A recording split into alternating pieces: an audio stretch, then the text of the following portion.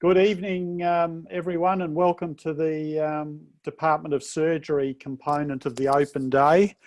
It is my pleasure to welcome you and to introduce our speakers, and hopefully my slides will advance.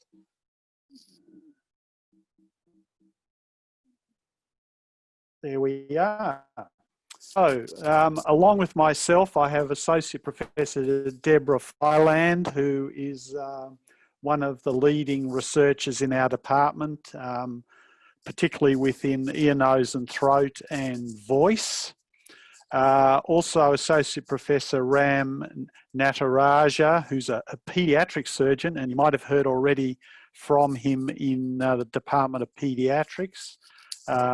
But he has many active surgical interests. And then a distinguished student, Abhishekh Srinivas, who's a current BMed Science student in the department. Now, surgery, as you know, covers many diverse activities, and our department offers research opportunities in each surgical specialty.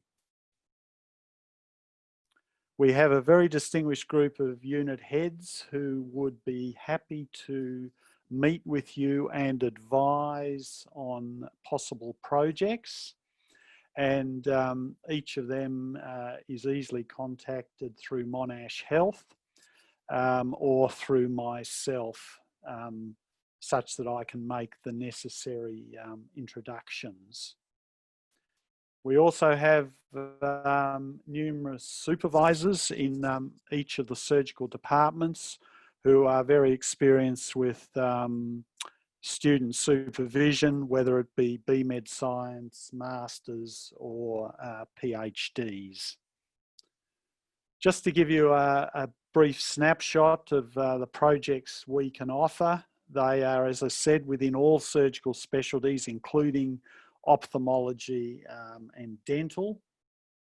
We don't run our own laboratory, but we can facilitate basic science collaborations within the precinct, and that may be at MHTP, the Hudson, or even links to the campus.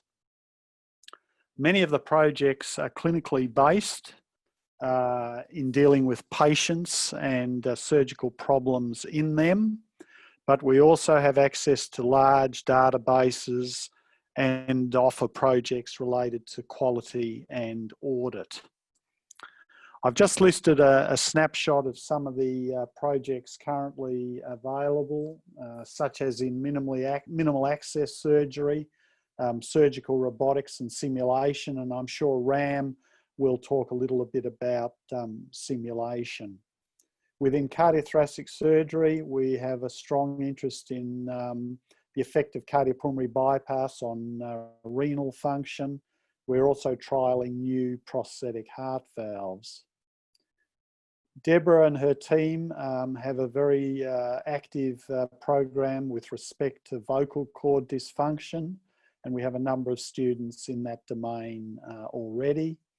But the whole spectrum of ear, nose and throat disease is covered within our department, and there are opportunities there.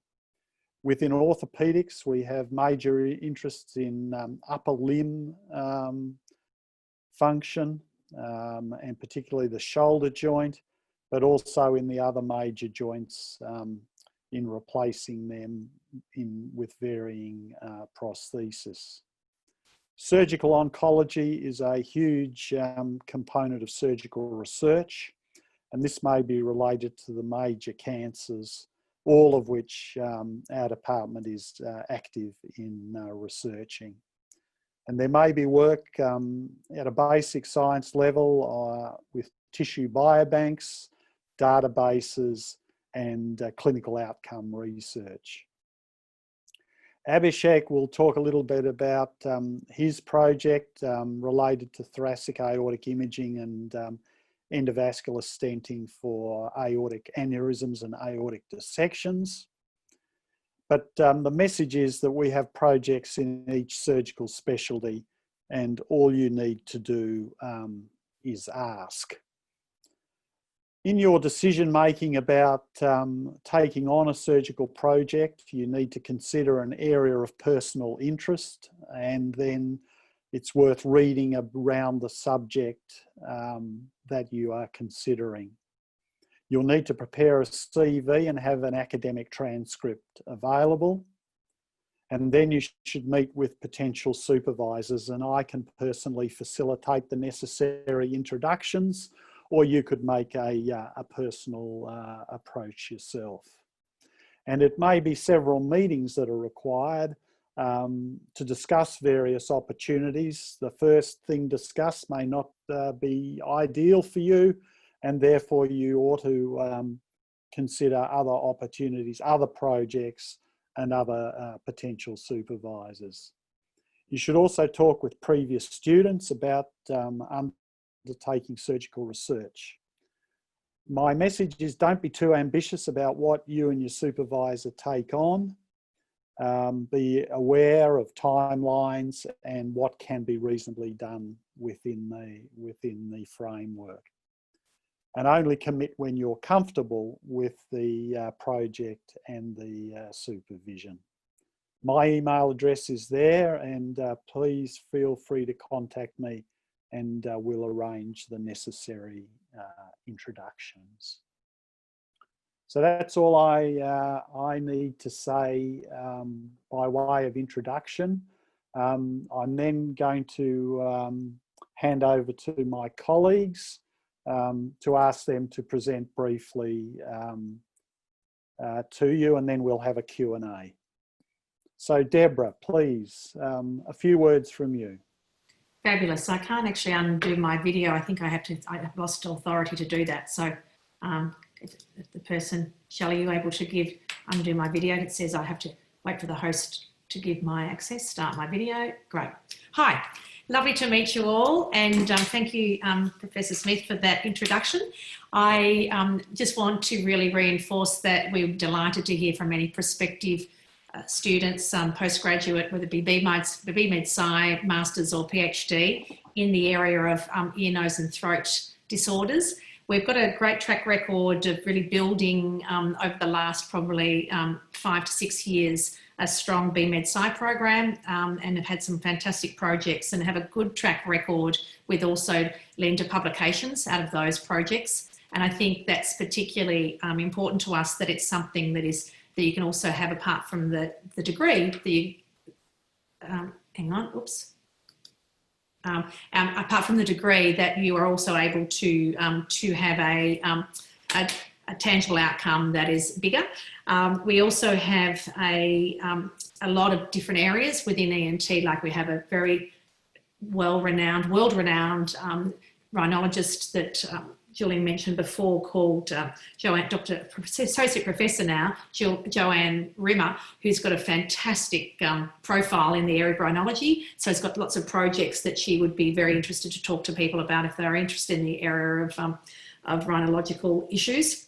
We've also got an ENT specialist, Dr. Paul Paddle, who has a really active interest in laryngology and has been doing some really exciting things with nanofat and steroid-eluting dressings for managing benign vocal fold pathologies, and also metaphenolic networks and more basic science. So there's lots of projects in otology as well, and without sort of going into the detail of that, I'd just like to really reinforce that I think my role is to help the research endeavour and the methodology, and help to get outcomes that are really achievable within the timeframes of when someone's pursuing research, and to then let the clinicians also really guide that with exciting content areas.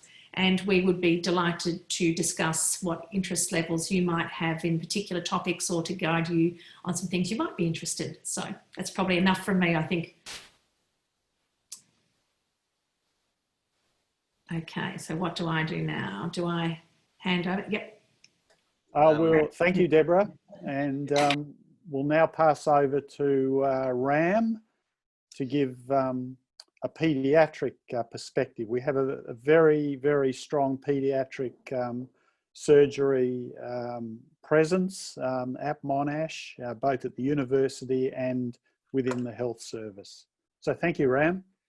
Perfect, thanks, Julian. I just need to get my video up. For some reason, it's not coming up as my... We can see you. Can you? Excellent. That's always a good start. Apologies, I've got some fairly... so let me just check this. Let's see whether that comes up again. So PowerPoint, here you go. Good. So can you see my slides, Julian? Is that okay? Yes, yes, thank you, Ram. So perfect. So thanks everyone. We've got a few minutes just to go through some of the pediatric surgical research streams that we have. And I think the first thing to say is that all of us here are academic surgeons. And I love this quote calling us a triple threat because we're clinicians, educators, and also researchers. And I think that's very strong as it comes through at Monash with the Department of Surgery. And this is fairly new, and we're very keen to help the next generation embark on their career of academic surgery and really get grips with the academia and also surgical practice. Historically, we've always focused on basic science research, but clinically research outcomes, education and global health are now becoming more and more accepted, which is shows in our department. This is a picture of myself and Maurizio. He's my other academic pediatric surgeon who I work with, who couldn't attend today because he's on call. But between us, we run the research streams. And we have multiple clinical research streams in terms of randomized controlled trials. We've just published 2 of ours, and we've got other ones ongoing, and also ones that still need to be uptaken by students, actually. So we've got plenty of clinical research going on. We also have a lot of educational research, mainly in simulation-based medical and surgical education, but also in innovation and emerging technologies. And I'll share a few of those with you later on. And the last thing that we do is we've also got global health research. So very active with innovation in low and middle income countries. We've established a simulation-based medical program in Myanmar, which we've recently published and analyzed. And we work with national and international organizations such as the World Health Organization to really use simulation to improve the global care that we provide to children. We've got a great hospital, so 230 purpose-built children's hospital, which we operate out of, which is a great place to do clinical research. And as Julian said, we've also got the clinical simulation center. So surgical, you can see this is our theatre and also our ward environment where we do a lot of our training, research, and also innovation within that. And this is, you can see where we turn the theatre into a laparoscopic training facility, and thanks to one of our benefactors, Madame Stortz, we've got a top of the range where we can operate, and this is one of our models we've designed on laparoscopic stacks, as you would find in the real theatre. And we've had 50 publications between us since 2018. And it's worth noting that the majority of these include students either as a primary or an integral part of the research team, whether they're BMedSc students or whether they're students who just join us for continued activities. We've taken a very collaborative approach. We've had some high-powered publication with Global Surge and now COVID Surge as well. We've had randomized controlled trials, as we said, and these actually, Nicole was actually a BMedSc student, and when she started this randomized controlled trial with us, and it's now been published in the Annals of Surgery. Low-cost simulation is one of our expertise, and we're certainly leading the way in Australasia and pretty much the UK as well, where I trained. And we always aim to have a rigid validation and publication of these. Even though it's a double glove model, we validated it twice. And we've actually continued that with a validation with 120 surgical trainees recently. And you can see here, even though it's a double glove and low cost, we're able to differentiate between the novice, intermediate, and expert, and hence it's a valuable laparoscopic training tool. In terms of educational research, we have specific ones, as Sim, as we were talking about, but we also have collaboration, and this is one of my students in the university who's actually doing his PhD in robotics. And this is where we're really collaborating with the basic scientists and providing clinical output and clinical perspective on multiple projects that we have running. And also we're very much on the innovation, and this is the seminars which I was very fortunate to guest editors, and we're really taking the forefront of emerging technology and also innovation as well. And in terms of global research, this is the outline of the program that we did in Myanmar. And you can see that over this time period, we had a lot of simulation-based education. And we recently were very fortunate to publish this in an excellent journal with our partners from Myanmar to really get the idea of simulation-based research out there. And with our Myanmar partners, there's huge amounts of global health education and research that we still need to do with them. And this is where we actually use a simulator to change the practice in the whole country for interceptions and decrease the laparotomy rate by 50%. So these kind of interventions and this research we're doing actually has national impact in low and middle income countries. And this is obviously here where Yinma wrote this paper for us in the seminars. So we're really partnering with our low and middle income country surgeons rather than just dictating what happens. In terms of innovation, we've got loads of partners in Monash Union. We do 3D printing. This is a choledochal cyst, and we're looking at students to continue those projects for more laparoscopic simulators.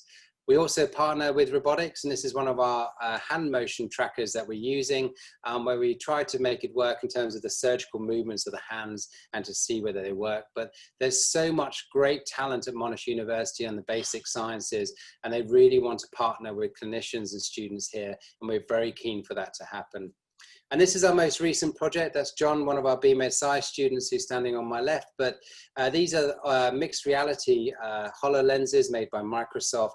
And you can see they project holograms into the visual field. And you can see the image below it is a birthing suite with actually, it has a mannequin with then holograms projected in it. And John's started a great new research stream looking at different ways that we can use this kind of technology in the operating room to improve patient outcomes. And then we've got a couple of interesting projects there which are waiting to be taken up in that vein. So we're always seeking new and novel ways to improve surgical care that we can provide to children, either through well-constructed clinical trials, improving the way that surgeons train and assess, and also adapting emerging technologies through innovation.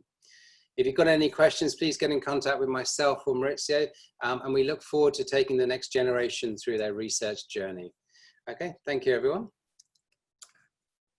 Thanks very much, Ram. Very nice. And we'll now pass over to our student, Abhishekh, for a brief synopsis of your experience, if you would.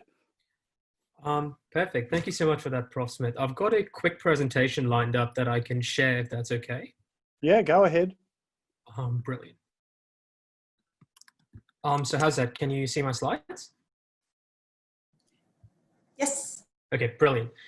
So thanks a lot for having me this evening. My name's Abhishekh, and I am doing a project on aortic dissections this year. So as Prof. Smith mentioned earlier, I'm supervised both by the Department of Vascular Surgery and the Department of Cardiothoracics, and it's a very exciting collaboration between both of these departments. So a little bit about how I came to do an honors year in 2020. My first clinical year was at Monash Health back in 2018. And whilst I had a lot of interesting experiences within several medical and surgical teams, my time with the vascular surgery team at Dandenong Hospital really stood out. And as a result of that, I tried to get as much vascular surgery experience as possible. And whilst doing that, obtained a passion for surgical research as well. I then went and inquired with Prof. Smith, asking him if there were any research opportunities available with both the Department of Surgery or the Department of Vascular Surgery in general, and was given a choice of two projects offered by both the Department of Vascular Surgery and the School of Clinical Sciences. And looking at the image on the right, that's a very good summary of what my project's currently looking at. It's looking at treating tears within the ascending part of the aorta using endografts. So very exciting collaboration between the cardiothoracics, the vascular surgery, and the interventional radiology team. So in terms of general tips and tricks from me as a student, I think the most important thing would be finding a supervisor and a project early, as leaving it to the last minute might result in obtaining a project you might not be very passionate about. In terms of what sort of project really drives you, is it clinical, lab-based, or data-based? The best thing to do about this would be to speak to a number of supervisors to find out what you're really passionate about. And the Department of Surgery itself offers projects across several disciplines and several specialties as well, as Professor Smith mentioned earlier. So in terms of my personal project this year, it involves aspects of both clinical and lab-based research. So I found that to be a really good mix and blend of several different areas within one project. Overall, the Bachelor of Medical Science Honours is a great opportunity, and I can't recommend it enough.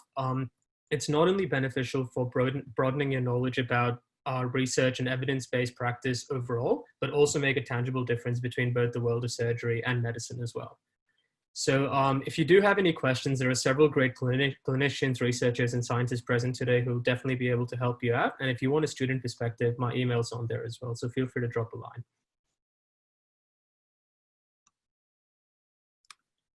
Thanks, Abhishekh. It's a very nice presentation.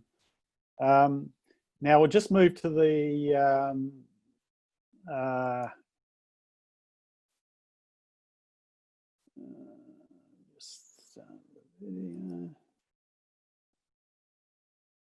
okay. I'll just move to the Q&A. There are some questions here. There's a question from a third-year science student.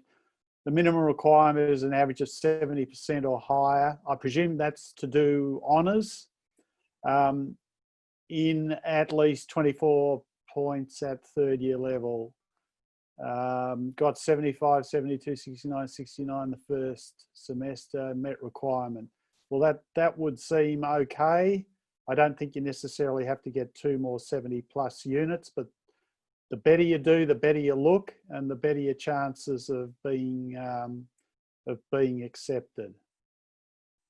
But you still have to think about a project, and we can identify a potential supervisor. There's also a question about the deadline to submit your interest or application. Well, it really depends on what program you're contemplating. There is a deadline for Bachelor of Medical Science, and I think that's probably passed. There will also be a deadline for honours, and you need to check with the science faculty for BSc honours, and check with the campus departments for Bachelor of Biomed Science honours in terms of the deadline. Now, if you're interested in a master's or a PhD, there's no real deadline to apply. We take people around the year. So they're the Q&As that are listed. Hold it, I'll just see if there's another one. Yes, there is.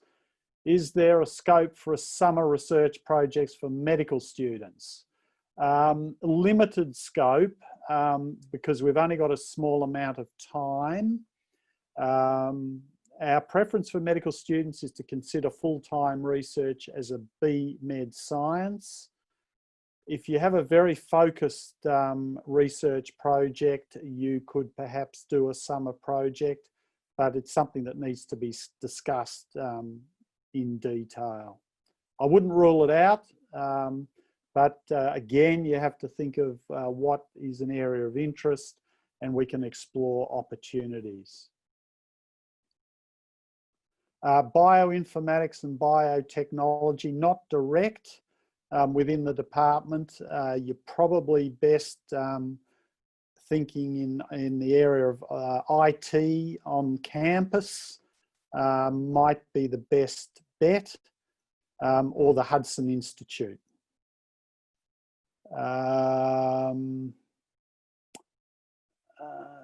Got that one.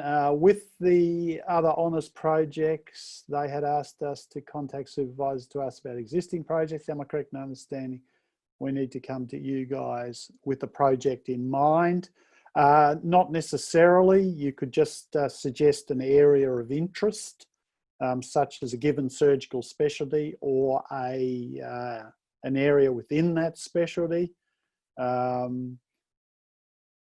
If you want to just explore opportunities, you can contact me and I can discuss potential projects and then introduce to supervisors. You don't have to come up with the minutiae of the project yourself. Biomed undergraduates, research in cardiology. It's best to ask the cardiology department there, Professor Stephen Nichols. and they can give you an ID there. It's Stephen with a ph.nichols@monash.edu would be your contact for cardiology. Our own department has cardiothoracic or cardiac surgical research as a principal activity. Vithia's put a note on the chat about honours and PhD programs, and a booklet, of course, that has projects in it. Okay, that's covered off on the Q&A. Are there any other questions where we've just ticked past the half hour and the time set aside? If not, I thank the presenters. Thank you, Shelley and Vithya. A few little technical hitches, but we got there in the end. And I thank the students and prospective students for attending, and please be in touch with any of us going forward. So thank you again and good evening.